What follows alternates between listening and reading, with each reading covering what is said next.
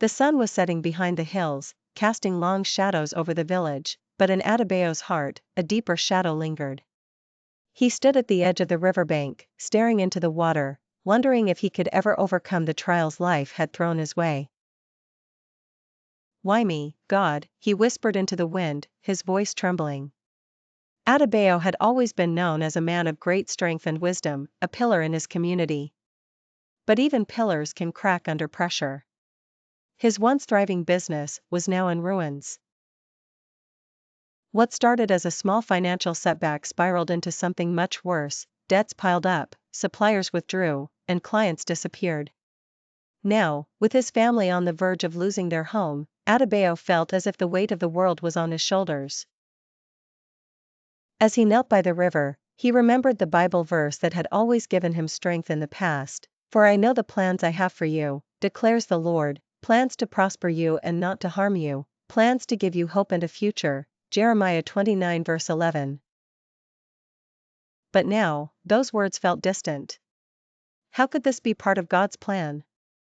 Where was the hope? Where was the future? Adebayo's wife, Titi, had been nothing but supportive. "God is still with us," she would say, holding his hand. "Remember Job? He lost everything, yet God restored him." But even her encouragement was beginning to feel like a whisper in the storm. He wanted to believe, but the obstacles before him felt like an unmovable mountain.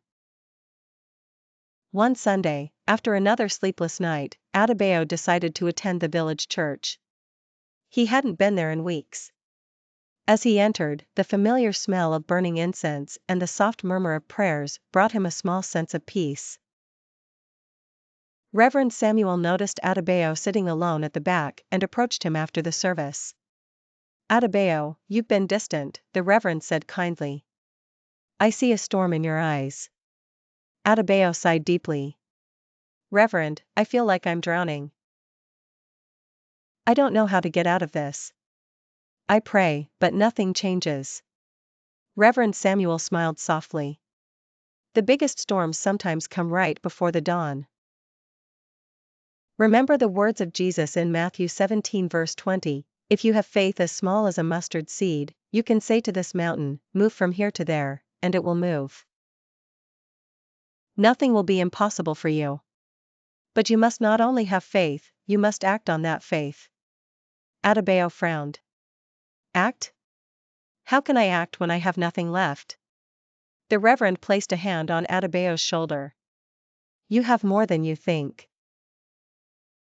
Your faith, your determination, and the wisdom God has given you, these are your greatest tools."